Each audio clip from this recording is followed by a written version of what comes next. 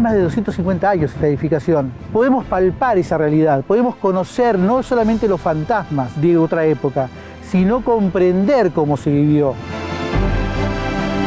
Desde Maldonado hasta acá y siguiéndose al norte hasta São Pedro, Río Grande, no había nada prácticamente, incluida población.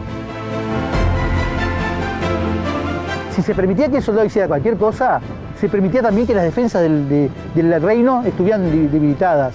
Y cosas menores como usar el baño era una cosa importante para mantener el orden. Desde el siglo XVIII existía un pueblo anexo. Ese pueblo incendia y retrocede con la guarnición del fuerte, que inicia el éxodo del pueblo oriental. Se tenía que tener una guarnición motivada, de un dios que lo apoyaba, pensando de que le iba a traer la victoria y si no le traía la victoria, al fallecer iba a ser recompensado en el cielo.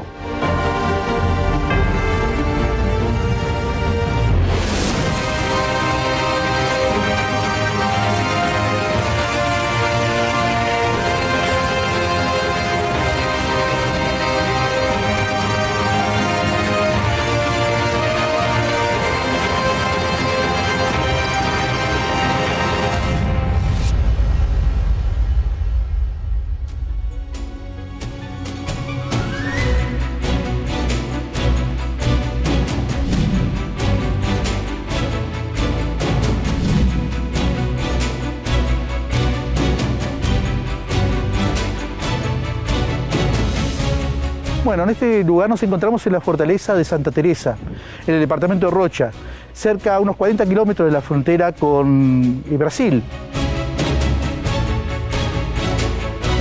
Es un punto neurálgico en la historia del Uruguay. Primeramente porque estamos en la zona de pasaje, en la angostura, zona de pasaje seguro entre las dunas que cubrían la costa, que ahora están parcialmente fijadas, y los grandes bañados que todavía podemos ver. Tanto por las dunas como por los bañados, los ejércitos quedaban varados, los carros no podían pasar, el ganado se cansaba, la gente se enfermaba por los mosquitos y los diferentes insectos y alimañas que había. El pasaje por tierra firme permitía a esos ejércitos avanzar tanto al sur como hacia el norte con rapidez. Y era el único pasaje realmente bueno que había que permitía conectarse a su vez con la costa. O sea, si había barcos que avanzaran con la expedición, podían mantener un contacto con esos navíos desde esta zona.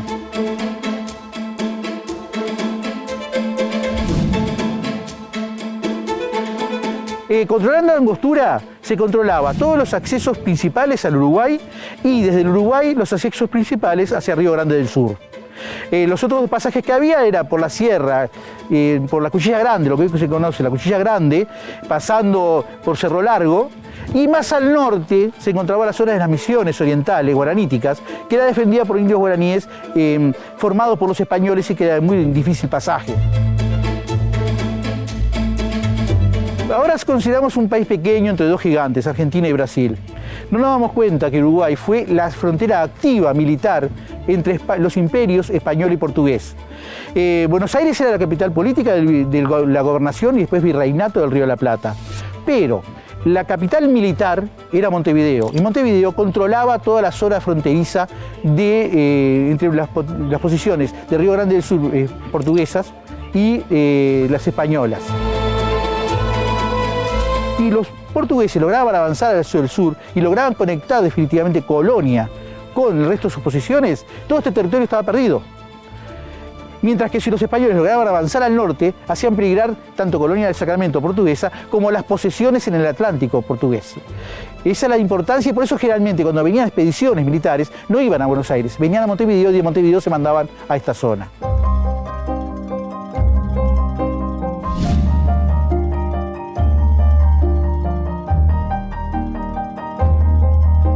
Para defender la angostura, los portugueses tenían siempre mucho cuidado. O sea, ellos querían mantener Colonia del Sacramento. Recuerden que Colonia del Sacramento es la primera ciudad fundada en la banda oriental, no fue española. Montevideo incluso se funda porque los portugueses trataron de fundar a su vez una ciudad ahí. Y los echaron y los españoles fundaron Montevideo. Pero si lograban mantener el paso de la angostura, lograban sostener sus reclamos de que toda la zona era de ellos, con lo cual tenían los pasajes para que sus ejércitos pudieran avanzar.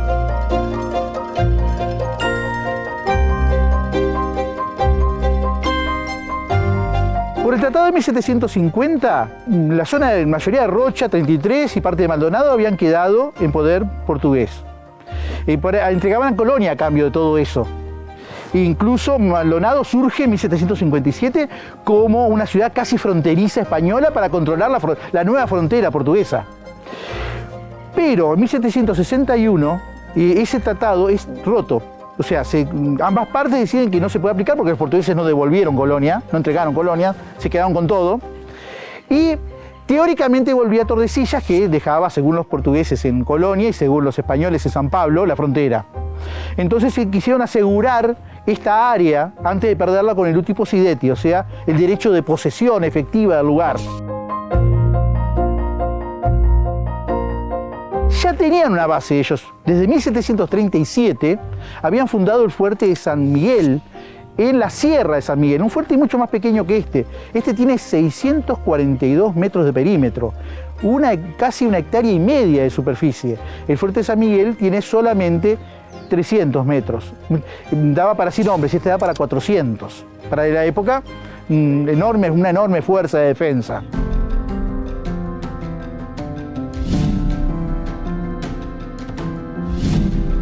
Al no poder el fuerte de San Miguel cubrir las expectativas de los portugueses, decidieron construir este otro fuerte que sí cortara el paso de la Angostura si era que venían enemigos.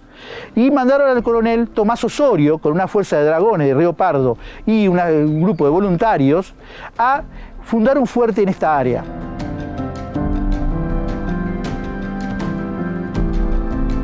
Se funda el 15 de octubre de 1762. Estamos hablando del aniversario de la santa española Santa Teresa de Ávila, que era muy querida por los portugueses, por lo cual esta fortaleza fue nombrada por los mismos portugueses con ese nombre.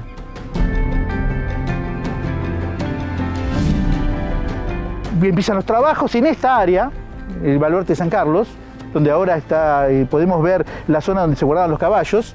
Es la zona más alta de la fortificación, como un fuerte parecido al de San Miguel, de 4 baluartes, un poco más grande nada más.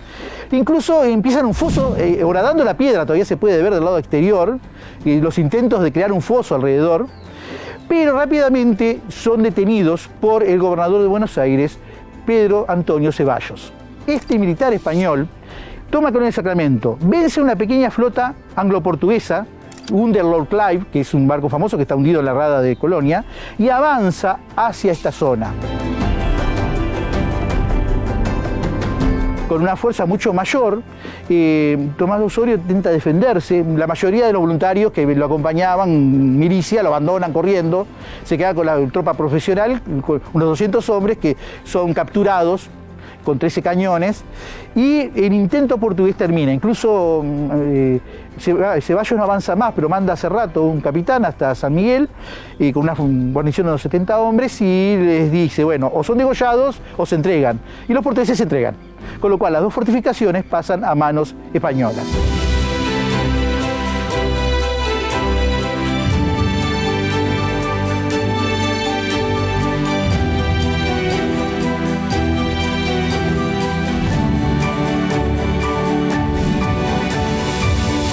La construcción inicial, que en realidad fue de palo a pique y con un intento de crear muros de piedra sin devastar, Ceballos decide que esta fortificación es importante y que los planes de portugueses son útiles, con lo cual él los retoma.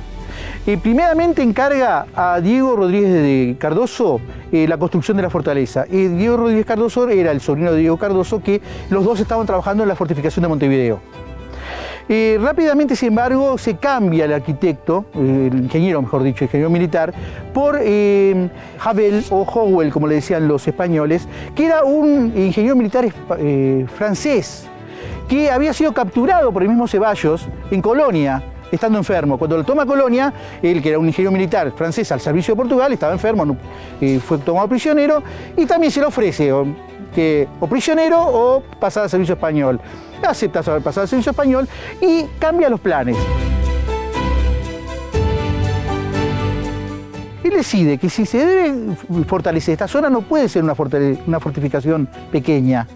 Entonces pasa el concepto de 4 baluartes tipo Vauban, o sea, baluartes salientes, donde está la artillería, con lienzos de muralla que es defendida por 2 baluartes, a 5 baluartes, o sea, se amplía enormemente la superficie. De ser un fuerte parecido a San Miguel, de 300 metros más o menos, pasa a ser un fuerte de 642 metros de perímetro. Sobre su idea se trabaja durante años y finalmente se culmina la obra. En 1797, según los planos, prácticamente la fortificación está terminada. Solo falta lo que ahora conocemos como la comandancia, que aparentemente no se sabe exactamente cuándo surge. Y también hay correcciones al plano, porque estamos a 58 metros de altura, estamos también en una zona muy baja, con lo cual domina el alrededor, pero en un terreno en bajada. Al ampliar la fortificación tuvo que aprovechar parte de la bajada. Y una zona del fuerte quedó expuesto a fuego de artillería del exterior.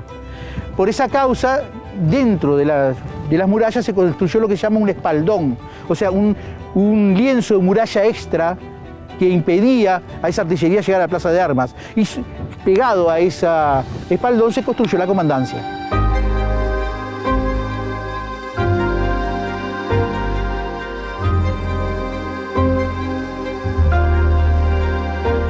El proyecto español siempre calculaba un ataque por 2 frentes. Uno, como los portugueses y los ingleses eran aliados, calculaban los portugueses avanzando por tierra y los ingleses por mar. No hubo un ataque específico a la fortificación, pero sí hubo contactos. Cuando en 1816 avanzó, había una flota que avanzaba paralela a la costa cuando se tomó esta fortificación en la segunda invasión portuguesa. Pero antes, incluso en 1806, aquí en esta fortificación se tuvo la primera noticia de las invasiones inglesas.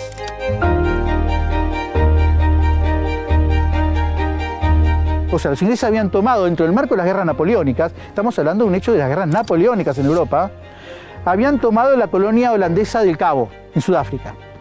Desde allí, una flota se desgaja, va hasta Santa Elena, donde años después estuvo prisionero Napoleón, y avanza hacia el río de la Plata, tratando de tomar las posesiones españolas que eran aliadas de Napoleón en ese momento. Un barco que servía de avanzada, el Leda, que era el que incluso iba tomando, sondeando el río para poder avanzar, desembarca un bote para buscando agua en este lugar. Y es avistado por la fortificación y tomada por sus guardias. Esos marineros, con un oficial, dicen que son la avanzada de una flota que viene a atacar la zona. Estratégicamente era importantísimo. Inteligencia de primer nivel, que permitía que todo el río de la Plata se preparara para un ataque. Sin embargo, mandaron desde aquí con las noticias a los marineros capturados a Maldonado, después a Montevideo, de Montevideo a Colonia, de Colonia a Buenos Aires, y allí el virrey Sobremonte dijo, no, esto es mentira.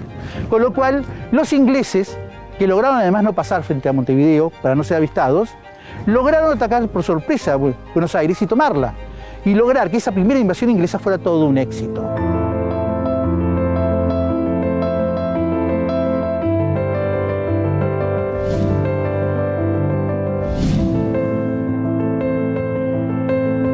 Bueno, tenemos primero que pensar que estamos en medio de la nada. O sea, imaginemos, actualmente la frontera está habitada, tenemos la ciudad de Chuy, tenemos a más de 100 kilómetros la ciudad de Rocha, pero esto de 1762-63 empieza a construirse. La ciudad de Rocha se empezó en 1795. Desde Maldonado hasta acá y siguiéndose al norte hasta Sao Pedro, Río Grande, no había nada prácticamente, incluida población. Esto obligó a los españoles a usar un elemento que habían utilizado desde el comienzo en su ocupación de la banda oriental, y era la población guaraní misionera. De las misiones orientales, que también formaron Montevideo, que ayudaron a los sitios de Colonia y que colaboraron en la formación de Maldonado, también vinieron a este lugar a trabajar, por miles, rotándose, muchos incluso se quedaban con sus familias, formando el pequeño pueblo que se adosó a la fortificación. esos guaraníes tenían una formación técnica dada por los sacerdotes jesuitas muy importante. Sabían tallar la piedra y darles la forma perfecta para sus templos y para sus casas. Esa tradición arquitectónica la trasladaron a este lugar. Y por eso vemos que esta fortificación no solo es grande, tiene una calidad técnica de producción insuperable. Es la mejor de las tres que se conserva en Uruguay, pero a nivel regional, incluso en Brasil, no podemos encontrar fortificaciones de este nivel. Precisamente en estas edificaciones vemos, por un lado, la piedra tallada perfectamente y la piedra acuñada, pero una piedra acuñada también tallada, acuñada, ponen piedras menores con piedras mayores, pero no puestas en forma vasta, sino también trabajadas, dándole una consistencia ante la agresión del tiempo y de los enemigos muy importante. Pensemos una cosa también, no era tampoco de que trajeron a los niños guaraníes solamente porque los tenían como mano de obra y porque sabían hacer algo, sino que los españoles aprovechaban que esa capacidad técnica mejoraba la capacidad defensiva del fuerte. Con la piedra acuñada, cuando golpea una bala la muralla, esa piedra tiende a abrirse, porque son piedras mayores y menores puestas más o menos con argamasa. En el caso de la piedra tallada, que está perfectamente colocada, dejando poco resquicio entre ambas, aguanta mucho mejor cualquier agresión con artillería. Y acuérdense, todas las fortificaciones tenían tres factores. Uno era el defensivo, la muralla. Otro era el ofensivo, la artillería. Y el tercero, que controlaba todos, era el humano. Ahora, si mejoraban las defensas, estaban dando a ese humano la capacidad de mayor sobrevivencia.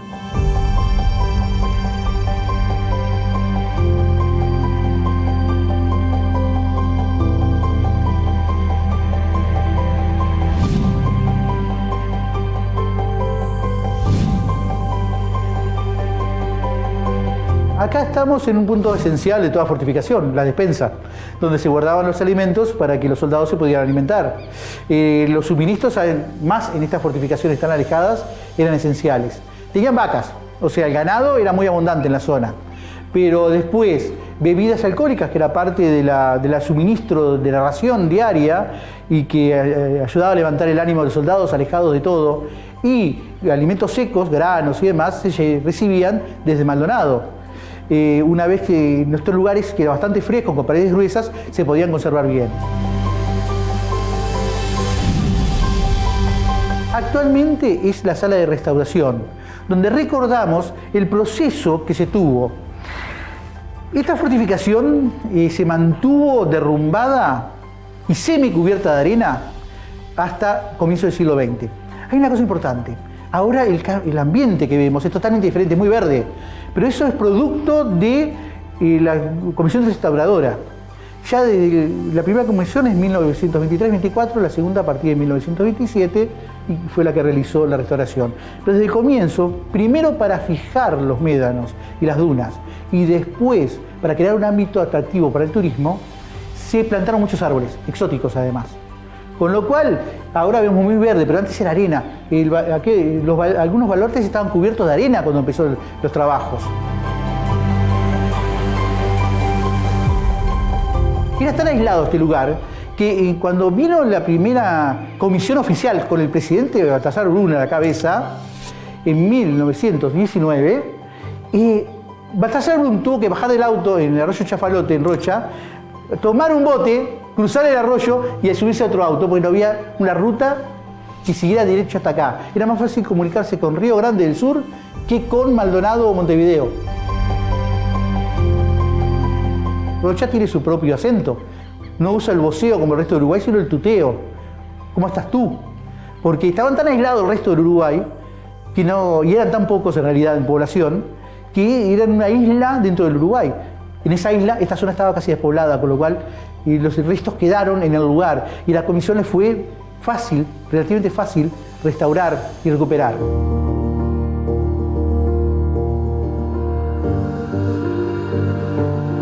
Esa comisión fue muy cuidadosa. Variaron los nombres, estuvo el arquitecto Capurro primero en la comisión, siempre estuvo Arredondo, Horacio Arredondo, que fue el factotum, fue el que visitó en 1917 este lugar y dijo hay que restaurarlo. Fue el que se movió con blancos y colorados políticamente. Era de tradición colorada, pero habló con Gallinal, que era un importante político blanco, y consiguió incluso que donara tierras para ese parque que imaginaba.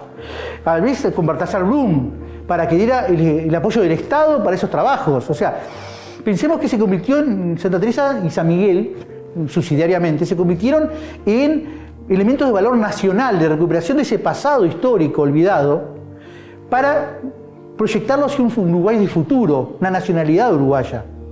Arredondo estuvo actuando hasta el final de su vida prácticamente en esa comisión y fue el que logró amalgamar todos esos esfuerzos en un proyecto único que fue restaurar las fortificaciones, pero no solo restaurarlas, sino volverlas viables. Él decía, tenemos que crear las condiciones para que vengan visitantes continuamente y que contribuyan a que se conserve y se mejore este lugar. O sea, como él había venido en 1917, como tipo, wow, voy a un lugar extrañísimo, mucha gente aventurera de Montevideo, de Maldonado, de 33, venía a recorrer de Brasil, venían a recorrer el lugar y fueron creando una corriente de turistas que se habituaron a volver y contribuir con su dinero que gastaban a este esfuerzo. Y ya les digo, nunca se abrió porque siempre estuvo abierto para el público mientras se restauraba. Y segundo, el parque no es un subsidiario de la fortificación, es parte del proyecto original. ¿Por qué? El parque se creó con especies exóticas, basándose en parques internacionales para atraer turistas.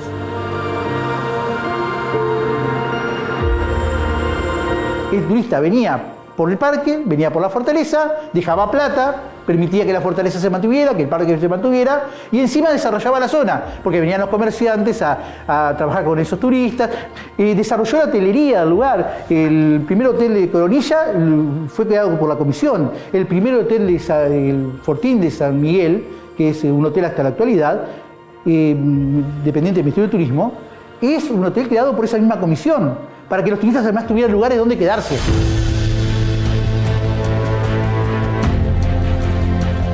Justamente, esta es una pequeña muestra fotográfica que muestra varias cosas. Primeramente, lo que hablábamos de es convertirlo en un hecho nacional.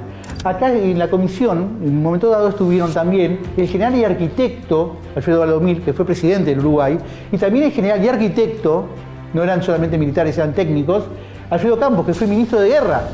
O sea, gente relacionada al poder que ayudaban también no solo técnicamente, sino que viabilizaban políticamente los esfuerzos que Arredondo empujaba intelectualmente.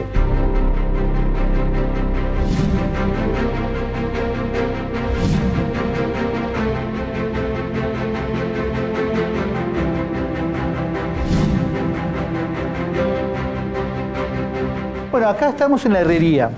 Toda fortificación tenía que tener su herrería, tanto para herrar los caballos, recuperación de armas y demás, pero incluso para la artillería. Por ejemplo, cuando se empezó a trabajar en la restauración, se descubrió que estos hornos que vemos ahora, en realidad son para producir balas rojas. El bala roja es, permitía realizar bala roja. Bala roja es una bala calentada que se le disparaba con un cañón, precisamente, generalmente en uso naval para quemar barcos enemigos, pero que también servía para, cuando venía una fuerza enemiga, poder atacar con mayor fuerza al enemigo y causar mayores daños en las tropas. Otra cosa que también tenemos son el cepo, para que los soldados no se portaran mal, y diferentes elementos de recuperación, como ruedas de carreta y demás.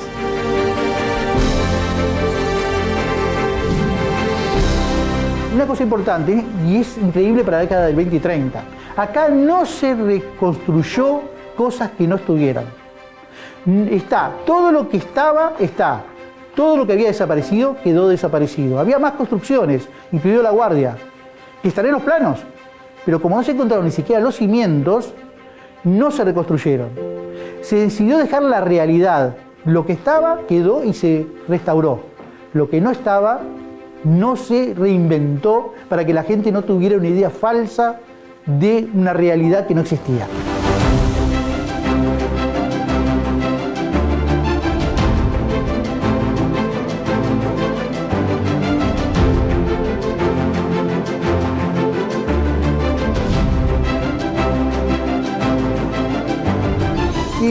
la arquitectura militar del siglo XVIII era relativamente común que existieran dos puertas, la principal de entrada y lo que se llamaba la puerta del socorro. En el caso uruguayo es extraordinario, esta es la única que tiene esa puerta.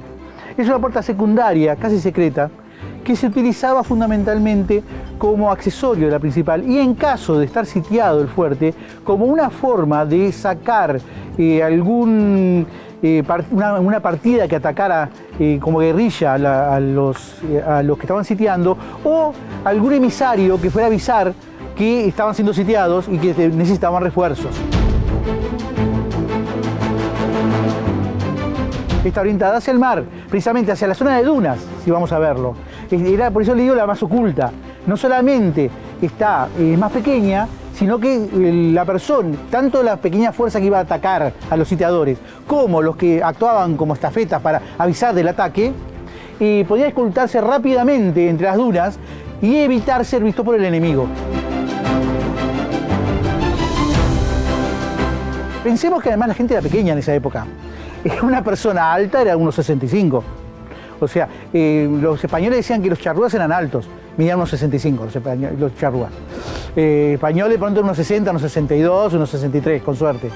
Entonces, y los caballos eran pequeños, el caballo criollo no es muy alto. Entonces podía incluso, pero ya le digo, muchas veces incluso a pie era que realizaban las actividades para poderse esconder con más facilidad.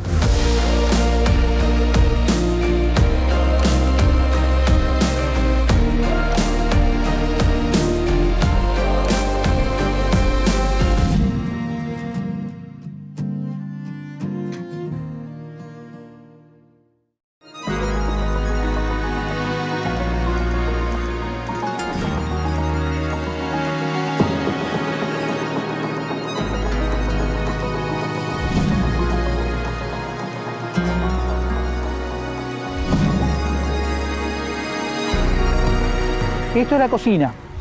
La cocina de tropa. Precisamente había una cocina de tropa y otra de oficiales. En esta fortificación, como no se encontró los oficiales, a pesar que se sabe que estaba acá por los planos, no se encontraron cimientos, no se reconstruyó. Simplemente se restauró lo que sí quedaba, que era la cocina de tropa. Una cocina en la cual, con pocos elementos, se alimentaba la tropa. Debemos recordar, no había comedores además. Estos bancos que vemos alrededor era donde comían. Y si no iban a comer, donde tenían las camas, nada más. Para los soldados de origen español era difícil adaptarse a la alimentación en el Río de la Plata. Estaban muy acostumbrados a los guisos, con un tipo mazamorra, con mucho trigo, mucho cereal disuelto en la comida. Acá, que se comía con tanta carne, y que una de las cosas que eran en ese momento de lujo era el seso y la lengua de los animales, le resultaba les caía mal hasta el estómago y no se adaptaba muchas veces a esa alimentación. Si uno ve las raciones establecidas, en general eran basadas en vegetales y en alimentos secos nada más.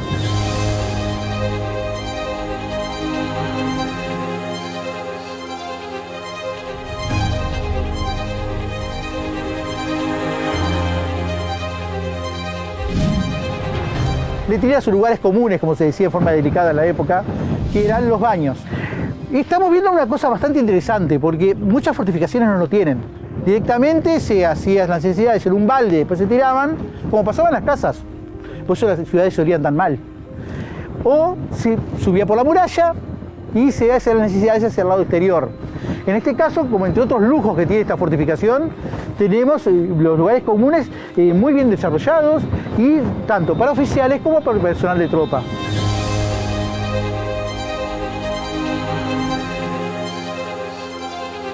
Pensemos que, primero, el concepto de comodidad de un hombre del siglo XVIII era ínfimo en relación al actual. Tener esto en una fortificación para un soldado español o criollo de esa época era como una cosa rara. Algunos tenían que aprender a usarlo, porque nunca habían usado un baño.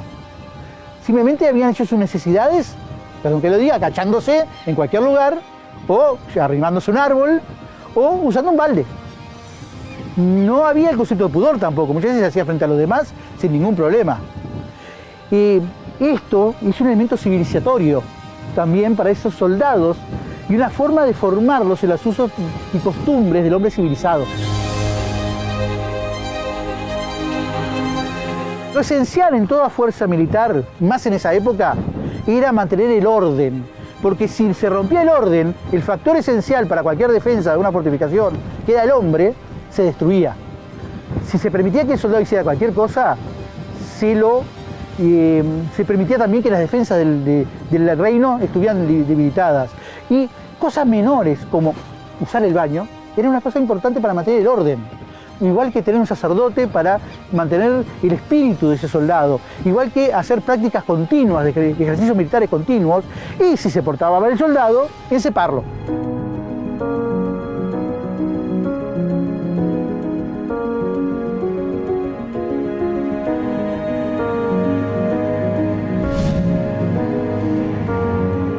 Bueno, acá estamos en la zona de las cuadras, donde dormía tanto la tropa como algunos sargentos. En general, los oficiales y la mayoría de los sargentos estaban en habitaciones frente a estas cuadras que no se fueron restauradas porque no se encontraron los restos, como he dicho en otros casos. Nos encontramos frente a una pieza muy interesante, dos piezas muy interesantes, que aparecen ya establecidas, reglamentadas en el siglo XVI en las leyes de Indias, y que son las cajas fuertes. O sea, el soldado recibía una soldata, un sueldo. Muchas veces ese sueldo no se recibía todos los meses. Pronto pasaban años sin recibir nada y después recibían todo junto. Y toda fortificación importante tenía que tener lugar donde resguardarlo, para evitar robos. Ya era difícil que llegara la plata por los salteadores de camino, imagínense una vez en la fortificación. Con lo cual debía tenerse este tipo de cajas que eran de alta tecnología de la época, porque vemos una llave, pero en realidad este era el comienzo de un juego en el cual una vez que se abría esta llave, saltaba otra llave cubierta que se abría, saltaba otra llave cubierta que se abría y podían llegar a ser 4 llaves, una que debía abrirse en secuencia para que se pudiera abrir finalmente la caja.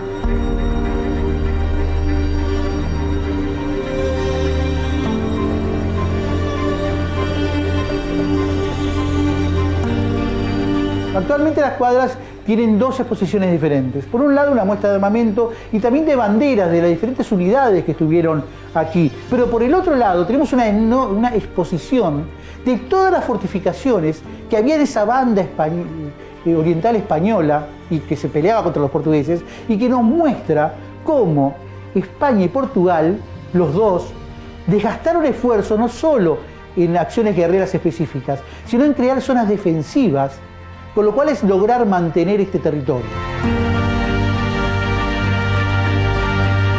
Recordemos, esta fortificación era muy importante.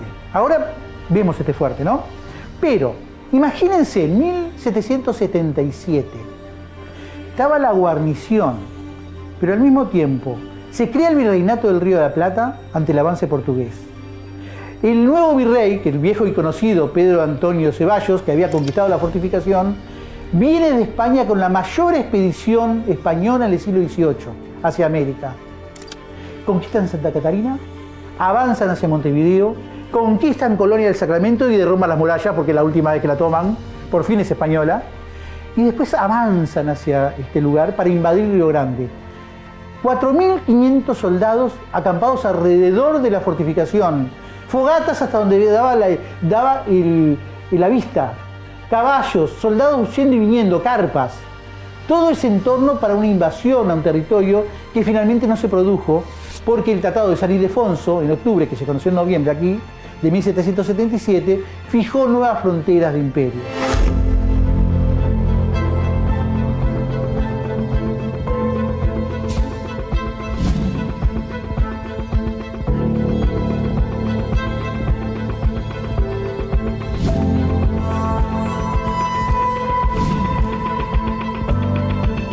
Toda fortificación española, portuguesa, europea, en el siglo XVIII tenía su iglesia, su capilla por lo menos, y el lugar donde estaba la sacristía y el dormitorio del sacerdote.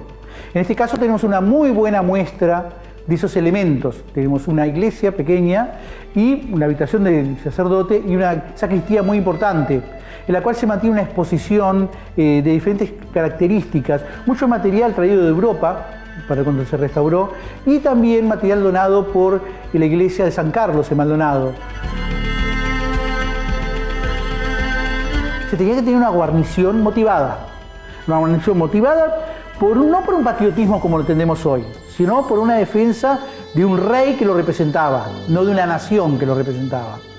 Y por otro lado, de un Dios que lo apoyaba, que le daba fuerza y fe, que le permitía superar los sacrificios pensando de que le iba a traer la victoria, y si no le traía la victoria, al fallecer en ese esfuerzo iba a ser recompensado en el cielo.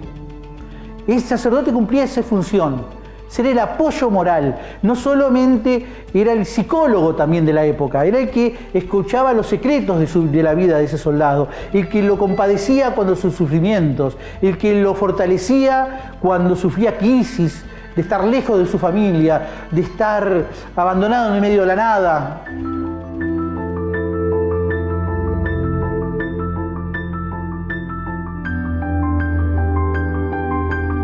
La sacristía hoy, además, aparte de recordarnos al sacerdote como elemento espiritual, tiene una serie de elementos importantes de la historia de la fortificación. En una de las vitrinas tenemos diferentes elementos de la farmacopea de la época, porque hay una cosa importante. Había médicos reales, pero en estas zonas alejadas, muchas veces esos médicos no llegaban. Estaban en Montevideo de pronto, pero quizás alguno en Maldonado, pero en estas fortificaciones difícil que tuvieran uno. Y el cura, que muchas veces en su formación también tenía rudimentos de enfermería y medicina, cumplía funciones de médico. Muchas veces era el que no solamente sanaba espiritualmente al soldado, era el que lo sanaba físicamente, tanto por heridas, por accidentes, haciendo trabajos en la fortificación, situación de guerra o enfermedades que se daban en la zona. Es un elemento importante que no debemos olvidar tampoco.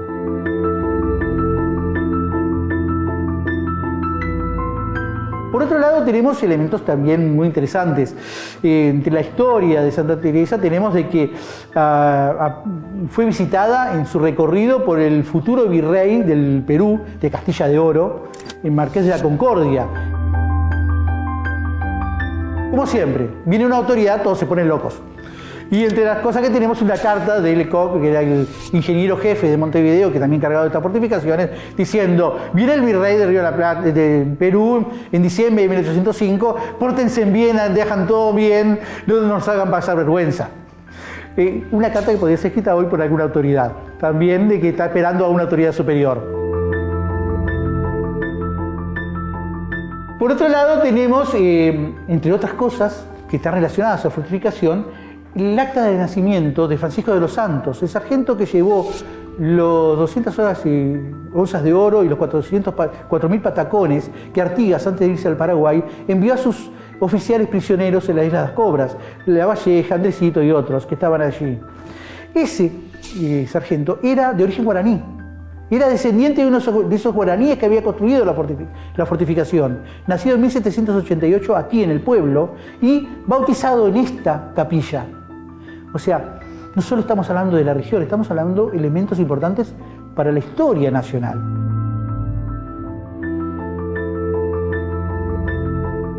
Y por último tenemos la mascarilla mortuoria de Baltasar Brum, uno de los factotum que apoyaron a Redondo y le permitieron desarrollar el proyecto. Y también un creador de una leyenda muy simpática de Santa Teresa. En el libro Honor de Santa Teresa hizo una historia, le gustaba escribir. Hizo la historia del corazón de piedra.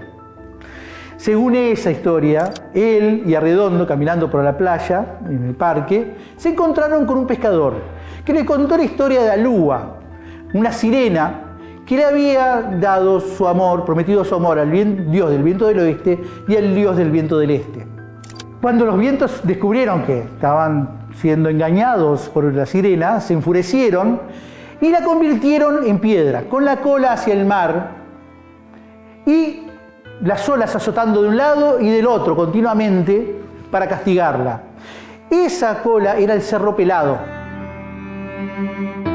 Según la leyenda que les contó ese pescador, solo cuando su corazón de piedra fuera sustituido por tierra, humus fértil, se podría romper la maldición. Arredondo y Baltasar Brum fueron a buscar el corazón de piedra, finalmente lo encontraron en un hueco y llenaron de tierra esa zona. Baltasar Brum se quedó de recuerdo con ese corazón de piedra. Y a partir de ese momento, ese Cerro Pelado se pasó a ser llamado el Cerro Verde.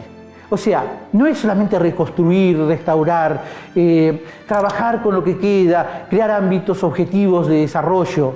Es también ese espíritu mágico que tiene Rocha y que todavía lo mantiene. Y que ya personas importantes, una persona que fue presidente del Uruguay, debería decir un hombre serio, sin embargo, jugaba con esas cosas porque se sentía liberado de esa formalidad en este lugar.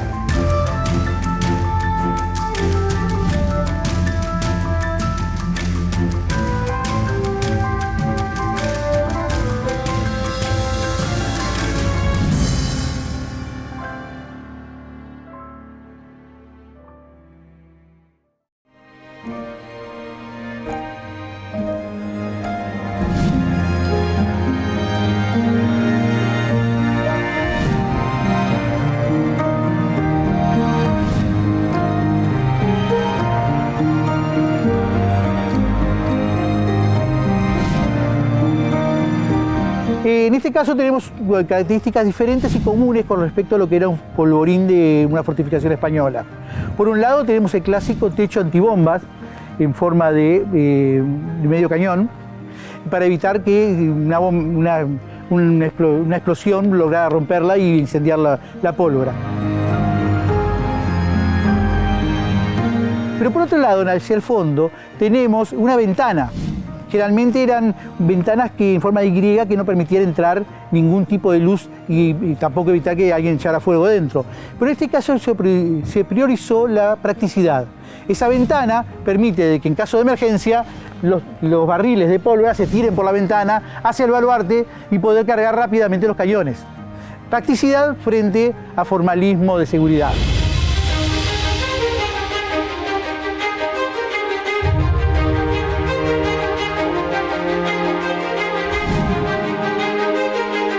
Esta es la enfermería del fuerte, pequeña, y podemos ver lo que era la forma de curación, o sea, básica de los soldados. Y el tipo de cama, una cama inclinada, en la cual generalmente colgaban los pies, y con un jergón, o sea, una tela basta lleno de paja.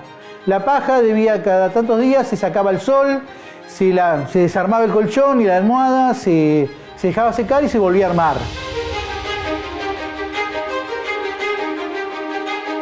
Eran comodidades mínimas, que también eran comodidades, porque pensemos que mucha gente estaba acostumbrada directamente a dormir en el piso, sin ningún tipo de elemento de apoyo, sin ningún tipo de...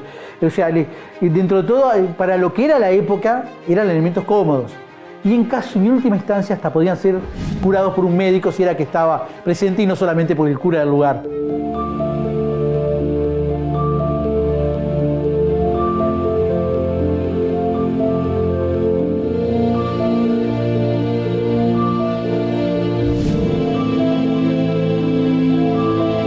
Comandancia. La parte de atrás es el espaldón, es la parte complementaria de la fortificación, porque desde este lado el fuego de artillería podía pasar la muralla y entrar a la plaza de armas. Pero además era el centro neurálgico administrativo del fuerte. Es la última construcción, no es anterior a 1797, cuando ya estaba el resto construido. Pero es precisamente el lugar donde el jefe de la fortaleza, con su pequeño aparato administrativo, la hacía funcionar. Actualmente es una sala que recuerda las unidades que tuvieron dentro de la fortificación y también una exposición de cañones de bronce de importancia por su calidad y sus características, siendo del siglo XVIII la mayoría.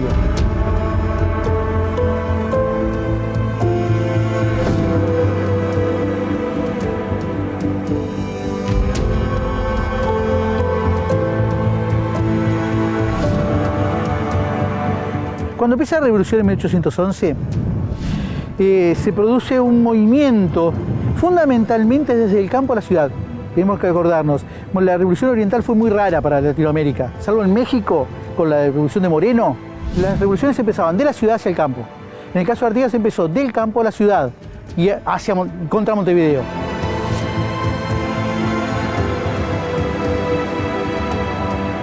Al mismo tiempo que Artigas avanzaba hacia Montevideo, iba juntando las tropas, iba formando el primer ejército oriental, el hermano, Manuel Francisco Artigas, que actuaba en el este, mandaba a una fuerza, al mando de un capitán Pérez, a tomar esta fortificación que se consideraba esencial. ¿Por qué? Porque había temor de que la corte de Portugal, que estaba en Río de Janeiro, se había venido de Europa, a Río de Janeiro por las guerras napoleónicas, apoyara al virrey Elío en Montevideo. Pero cuando se produce la primera invasión portuguesa, apoyando al virrey Elío, lo que temían los revolucionarios, a fines del 1811, las fuerzas que avanzan son demasiado importantes y las fuerzas que estaban aquí eran muy pequeñas, por lo cual se decide hacer dos cosas. Por un lado, intentar dinamitar el fuerte. Se colocan bombas, pero se producen daños menores nada más. Y por otro lado, debemos pensar que, siempre hablando del factor humano, no solamente estaba la guarnición.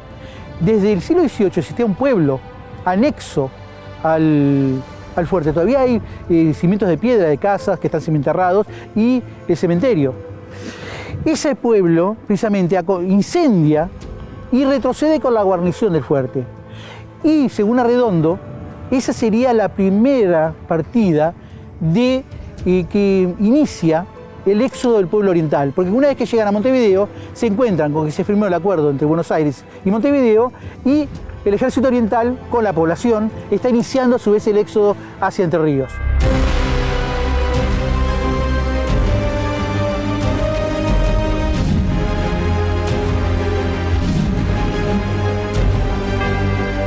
Durante el siglo XIX, después de la independencia, esta edificación había quedado abandonada. Fue cubierta por arena por primera vez, árboles.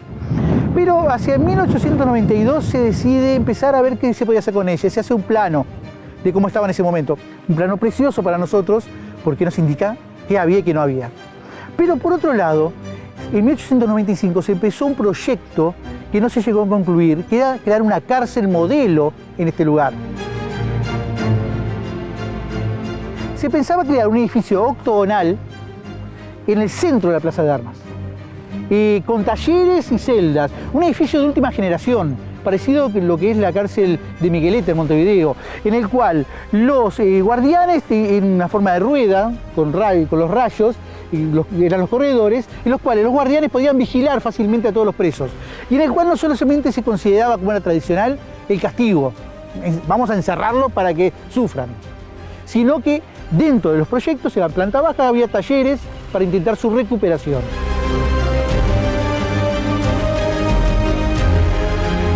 Es un proyecto que hizo algunos cambios que fueron para problema de los restauradores, porque empezaron actuando en las edificaciones secundarias. Y como dice Arredondo, es fácil saber qué hicieron los que pensaban hacer la cárcel por lo mal construido que está.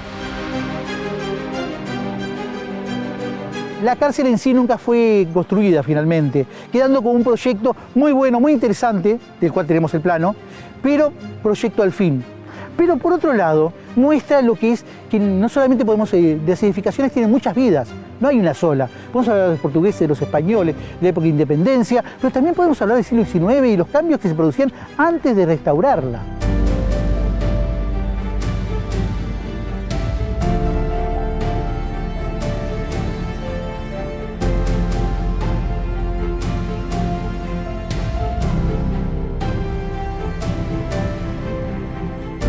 La fortaleza tiene muchos valores. Por un lado es una muestra del enfrentamiento de imperios en el Río de la Plata, español y portugués. Es parte de la historia de América. Es parte de la historia de nuestro territorio, pero no solamente de nuestro territorio, sino de toda la región. Tiene más de 250 años esta edificación. Podemos palpar esa realidad, podemos conocer no solamente los fantasmas de otra época, sino comprender cómo se vivió. Es una enseñanza para el futuro también. Uruguay no se puede entender en lo que es, la región no se puede entender en lo que es, si no abrevamos en fuentes como esta, que nos muestran esa rica y variada historia.